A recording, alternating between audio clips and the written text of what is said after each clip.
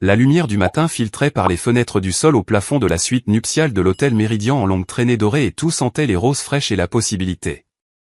Ma robe pendait au dos de la porte de l'armoire, en charmeuse de soie ivoire, ajustée à la main 3 fois sur 4 mois, le genre de robe qui vous donne l'impression que toute votre vie a mené à ce moment précis.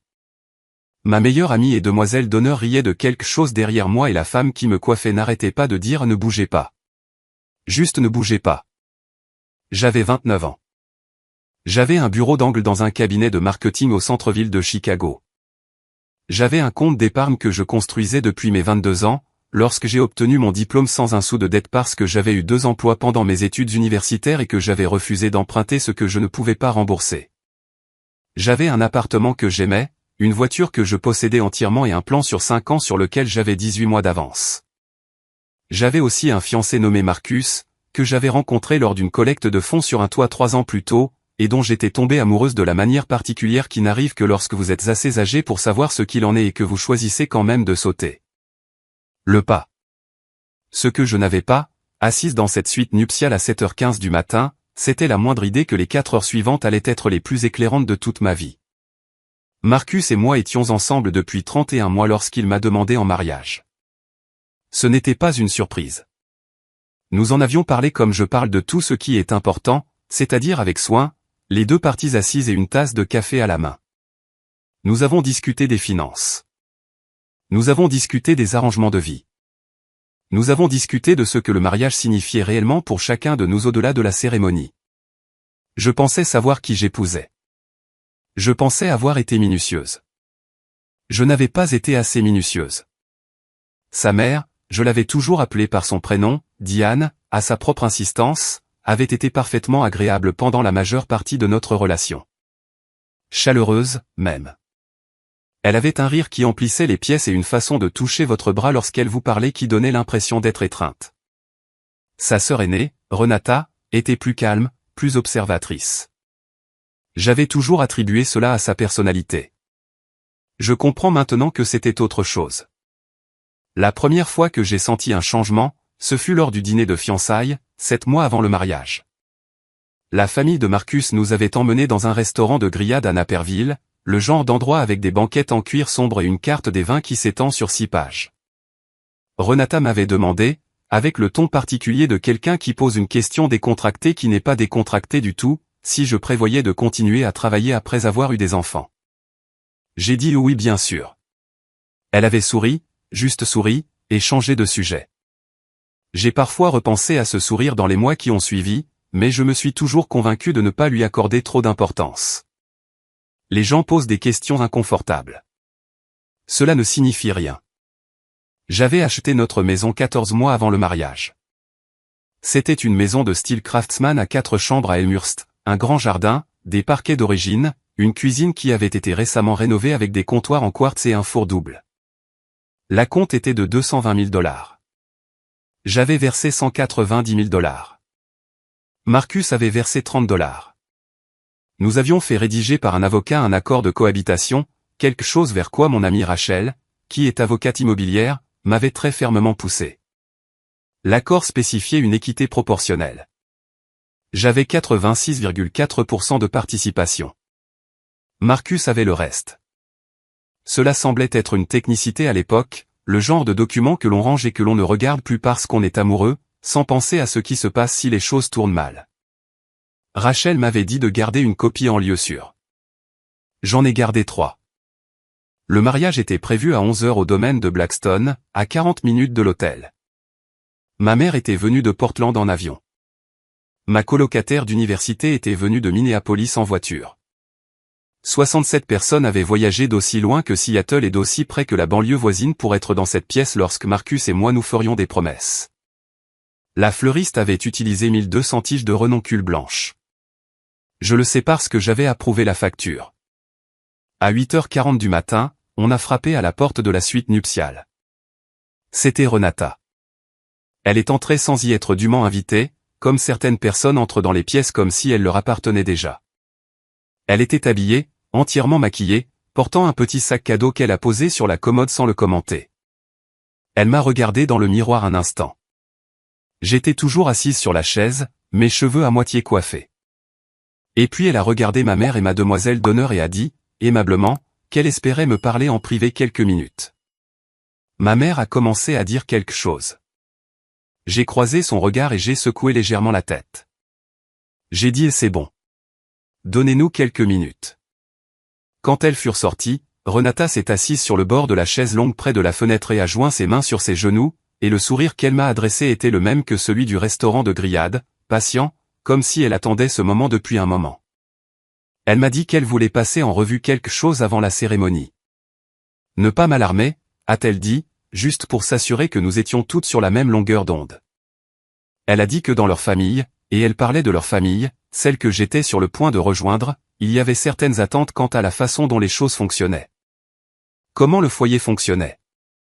Elle a dit que sa mère avait toujours géré les finances de la famille élargie, que c'était quelque chose que les femmes de la famille prenaient comme une sorte de confiance sacrée. Elle a utilisé le mot sacré. Elle a dit qu'il y avait aussi la question des dîners du dimanche, qui étaient non négociables et qui avaient été le pilier de la famille depuis qu'elle et Marcus étaient enfants. Elle a dit que ces dîners exigeaient des épouses qu'elles arrivent tôt pour aider à la préparation et restent tard pour s'occuper du nettoyage parce que c'était ainsi que cela avait toujours été fait. Je suis resté très immobile sur cette chaise. Elle a continué. Elle a dit que leur mère avait été malade pendant l'année écoulée, rien de grave, mais qu'elle avait besoin d'un soutien supplémentaire et qu'il avait toujours été entendu que lorsque Marcus se marierait, sa femme aiderait à porter une partie de ce fardeau. Elle a dit pas un fardeau. Elle a utilisé spécifiquement les mots pas un fardeau. Juste une contribution à la famille, comme toutes les autres épouses y contribuaient. Je l'ai laissé finir. J'ai attendu une pleine seconde après qu'elle ait cessé de parler. Puis j'ai dit de quelle tâche spécifique parlons-nous? Elle a cligné des yeux.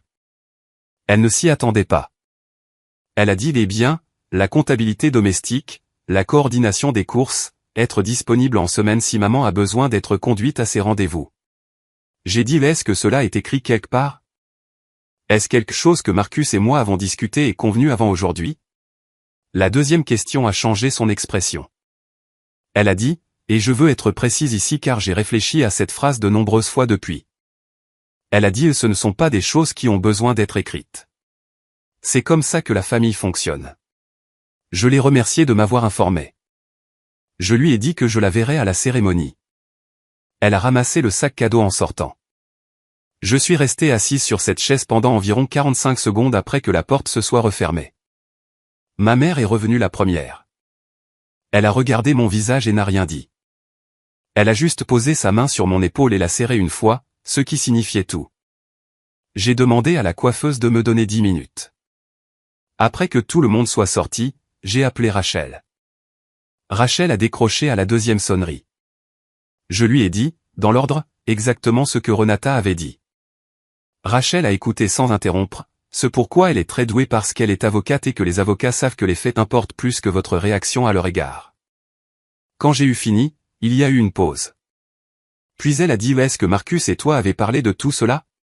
De quoi que ce soit. J'ai dit non. Une autre pause. Puis elle a dit d'accord. Je monte dans ma voiture. Rachel habitait à 22 minutes de l'hôtel. J'ai appelé Marcus ensuite. Il a répondu immédiatement, confus parce que les mariés ne sont pas censés parler à leur fiancé le matin du mariage, et il savait que je le savais. Je ne me suis pas embêté avec de petites discussions. Je lui ai dit que sa sœur était venue me voir. Je lui ai dit ce qu'elle avait dit. Je lui ai dit que j'avais besoin de savoir, tout de suite, avant que je n'enfile cette robe, s'il était au courant de tout cela et s'il était d'accord avec cela. Il y a eu un silence au téléphone qui était différent du silence de Rachel. Le silence de Rachel était celui d'une personne recueillant des informations. Le silence de Marcus était celui de quelque chose qui était en train d'être décidé. Il a dit ma mère est en difficulté. Renata essayait probablement juste de s'assurer que tu comprenais dans quoi nous nous engagions. J'ai dit nous? Dans quoi nous nous engagions? Cela signifie-t-il que tu savais? Il a dit Claire, c'est le jour de notre mariage. J'ai dit je sais quel jour nous sommes. J'ai besoin que tu répondes à la question. Il a dit que sa famille avait certaines traditions et qu'il avait espéré qu'une fois que je ferais officiellement partie de la famille, les choses se mettraient naturellement en place. Il a dit qu'il n'en avait pas parlé parce qu'il ne voulait pas en faire un plus gros problème que ce n'était. Il a dit ce ne sont pas de mauvaises personnes. Ils ont juste besoin de temps pour s'adapter. J'ai dit s'adapter à quoi Marcus? Il a dit à t'avoir autour. À quel point tu es indépendante. C'était ça. À quel point tu es indépendante. C'était ça. À quel point tu es indépendante. Dis pas comme un compliment. Je l'ai remercié. Je lui ai dit que j'avais besoin d'une heure. Il a commencé à dire autre chose, mais j'avais déjà éloigné le téléphone de mon oreille. Rachel est arrivée en 19 minutes, ce qui signifie qu'elle a roulé plus vite qu'elle n'aurait dû. Elle est entrée toujours dans sa robe de demoiselle d'honneur, les cheveux seulement à moitié bouclés, les talons dans une main. Elle s'est assise en face de moi à la petite table près de la fenêtre, et je lui ai tout raconté à nouveau. Cette fois, y compris ce que Marcus avait dit. Rachel est de ces personnes qui traitent les informations sans le montrer sur leur visage. Elle est restée très calme un instant. Puis elle a ouvert son sac, a sorti son téléphone et a affiché un document, et elle l'a glissé sur la table vers moi. C'était l'accord de cohabitation, celui que j'avais signé 14 mois plus tôt. Elle avait apporté une copie. Elle a dit « Je veux m'assurer que tu te souviennes de ce que cela dit avant de prendre des décisions. » Je l'ai lu. Je savais ce que cela disait. Je l'avais lu 3 fois avant de le signer. Mais Rachel faisait valoir un point. Elle me rappelait que j'avais été prudente, que je m'étais protégée, qu'il y avait une base sur laquelle s'appuyer si j'en avais besoin. Je l'ai regardée et j'ai dit « Que advient-il de l'accord si nous nous marions aujourd'hui ?» Elle a dit « En Illinois, un accord de cohabitation peut être annulé par le mariage. Selon la façon dont la cérémonie est documentée et si vous signez quoi que ce soit aujourd'hui. » J'ai dit « Et si nous ne nous marions pas aujourd'hui ?» Rachel m'a regardé très longtemps. J'ai réfléchi à cela pendant 1 minute. Dehors, par la fenêtre, Chicago faisait ce que Chicago fait par un matin d'octobre clair, c'est-à-dire être si belle qu'elle vous convainc presque que tout va bien se passer. J'ai pensé à la robe sur la porte de l'armoire.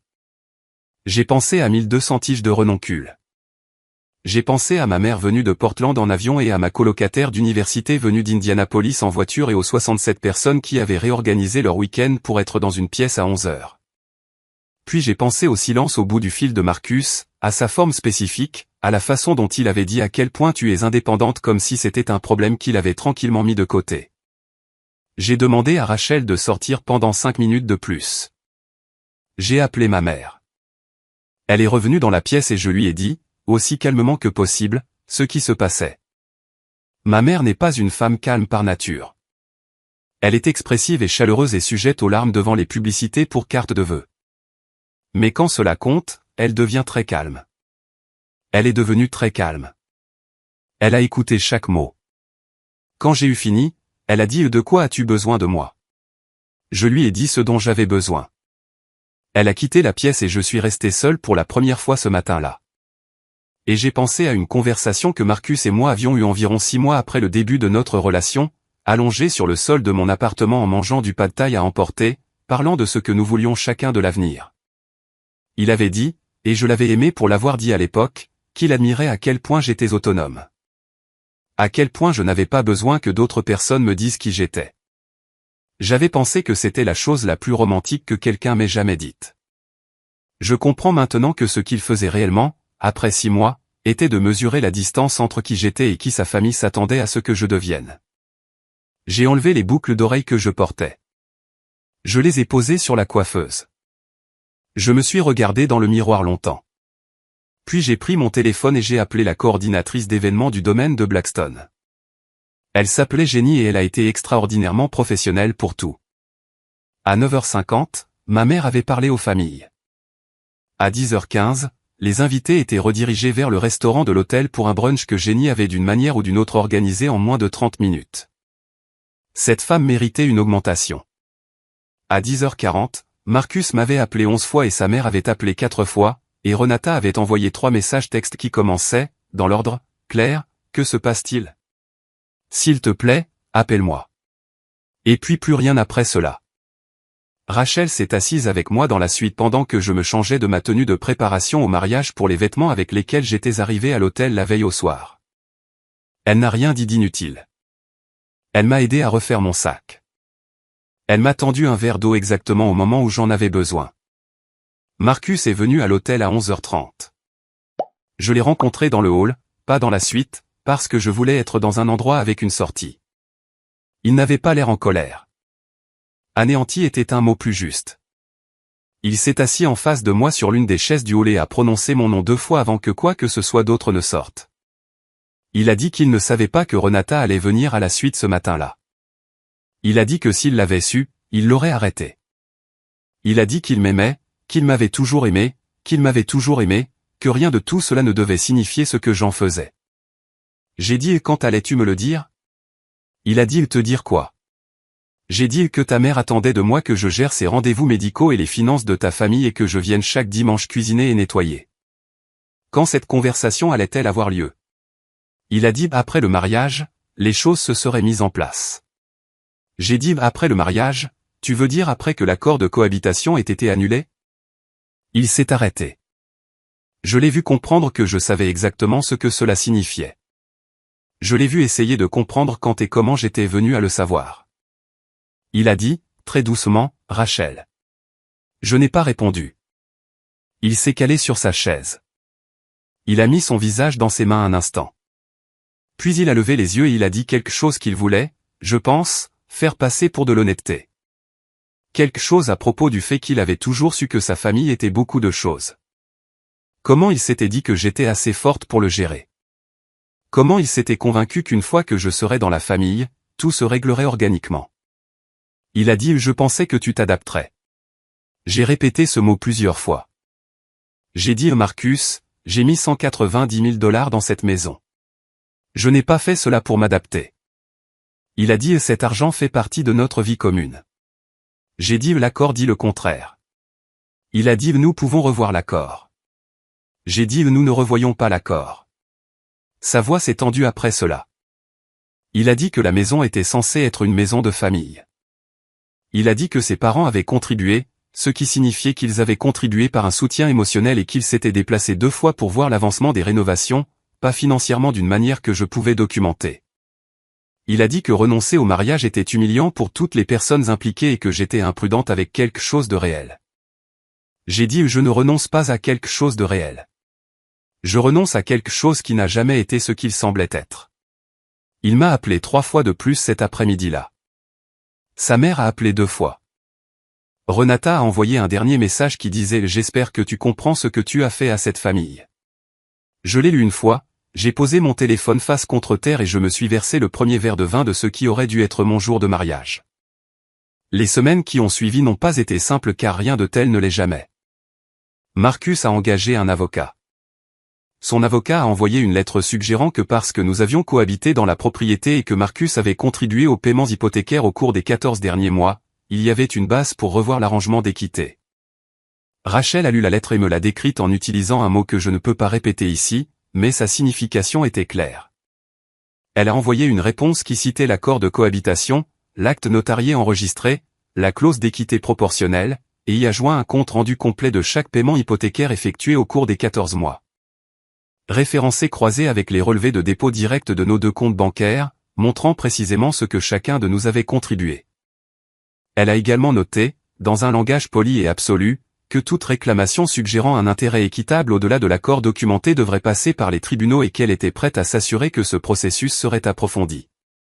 La réponse de l'avocat de Marcus est revenue 10 jours plus tard. Il ne poursuivait pas la réclamation. J'ai eu la maison. Je veux être précis sur ce que cela signifie car je pense que la spécificité compte dans des histoires comme celle-ci. Je n'ai pas obtenu de règlement partiel. Je n'ai pas obtenu de rachat qui m'aurait dédommagé pour un certain pourcentage de ce que j'avais investi. L'accord de cohabitation a tenu. Ma participation était documentée et défendable, et le nom de Marcus a été retiré de l'acte de propriété dans un processus qui a duré 6 semaines et m'a coûté des frais de dépôt et le travail de Rachel, qu'elle a refusé de me facturer, ce que je lui devrai pour le reste de ma vie. Marcus a emménagé dans un appartement à Wicker Park. Sa mère, d'après ce que j'ai entendu par des personnes qui nous connaissaient encore tous les deux, a dit à quiconque voulait bien écouter que j'avais pris son fils par surprise. Renata a cessé d'apparaître dans les flux de médias sociaux d'amis communs en quelques mois, que ce soit par choix ou par algorithme, je ne saurais le dire. La chose à laquelle je pense le plus quand je pense à ce matin-là n'est pas la robe ou les fleurs ou les 67 invités. C'est l'appel téléphonique avec Marcus. Le silence avant qu'il ne réponde à ma question. La façon dont le silence d'une personne peut vous dire tout ce qu'elle a décidé de ne pas dire à voix haute. J'ai pensé, dans mes moments moins généreux, à ce à quoi ma vie aurait ressemblé si je m'étais habillé ce matin-là et que j'avais quand même descendu l'allée. J'essaie de l'imaginer. Les dîners du dimanche, les rendez-vous médicaux, les finances de la famille remises à une femme qui avait commencé à tracer mon rôle avant même de m'avoir rencontré correctement. J'ai essayé d'imaginer Marcus, année après année, devenant davantage la personne que sa famille s'attendait à ce qu'il soit et moins la personne dont j'étais tombé amoureuse sur un toit au centre-ville de Chicago. Je ne peux pas le voir clairement car je pense qu'une partie de moi, même alors, le savait déjà. Ma mère est rentrée à Portland en avion 4 jours après le mariage qui n'a pas eu lieu. À l'aéroport, en me serrant dans ses bras pour me dire au revoir, elle a dit quelque chose que j'ai écrit et gardé. La chose la plus courageuse qu'une personne puisse faire est de refuser de devenir quelqu'un de plus petit qu'elle-même. Ma mère dit parfois des choses comme ça, et elle tombe juste comme il faut. J'ai gardé la maison. J'ai gardé ma carrière. J'ai gardé Rachel. Et ma mère. Et ma colocataire d'université qui a conduit 4 heures et ne s'est pas plainte une seule fois. J'ai aussi gardé l'habitude, que j'avais développée pendant les 14 mois de possession de la maison, de lire chaque document 2 fois avant de le signer. De poser en 2 questions que la plupart des gens sautent. Est-ce que cela est écrit? Et avons-nous convenu de cela? Ce ne sont pas des questions compliquées. Ce ne sont pas des questions agressives. Mais ce sont celles qui vous diront plus vite que presque toute autre chose si la personne en face de vous construit quelque chose avec vous ou construit quelque chose autour de vous. Les renoncules ont été donnés à un hôpital dans le South Slope. J'ai appris plus tard par la fleuriste qui m'a envoyé un mot que j'ai toujours dans le tiroir de ma table de chevet, 1200 tiges. Quelqu'un dans une salle de convalescence cette semaine-là s'est réveillé avec des fleurs blanches sur le rebord de la fenêtre et n'avait aucune idée de ce qu'elles signifiaient, ce qui est bien. Les fleurs n'ont pas besoin de contexte pour faire leur travail. Je me réveille la plupart des matins maintenant dans la maison d'Elmhurst, que je me suis entièrement appropriée au cours des 14 mois écoulés, et je pense à ce que je veux dire à quiconque pourrait entendre cette histoire et y reconnaître quelque chose. Je veux dire que le moment où quelque chose vous semble être construit autour de vous plutôt qu'avec vous, fiez-vous à ce sentiment. Posez les questions à voix haute. N'attendez pas après la cérémonie, après avoir signé, après que les choses se soient mises en place. Ce mise en place n'est pas quelque chose qui vous arrive. C'est quelque chose qui vous est fait. Je veux dire de tout documenter, non pas parce que l'amour exige la suspicion, mais parce que la clarté est une forme de respect pour vous-même et pour la personne que vous choisissez. Je veux dire d'avoir une Rachel ou d'être la Rachel de quelqu'un d'autre. Connaissez une personne qui conduira 22 minutes sans qu'on lui demande 2 fois, qui apportera le bon document au bon moment, qui s'assiera tranquillement avec vous pendant que vous déterminerez ce dont vous avez réellement besoin. Et je veux dire cette dernière chose, qui est la plus vraie. Renoncer à quelque chose qui ressemblait à tout n'est pas la même chose que de tout perdre. Je le sais parce que je l'ai fait, et je sais ce que j'ai encore. La plupart des matins, la lumière entre par ces fenêtres du sol au plafond à Elmhurst en longue traînée dorée, et tout sans le café et ma propre vie particulière. Et je pense que c'est ça. C'est là que les choses commencent. J'avais raison sur cette partie, juste tort sur le matin.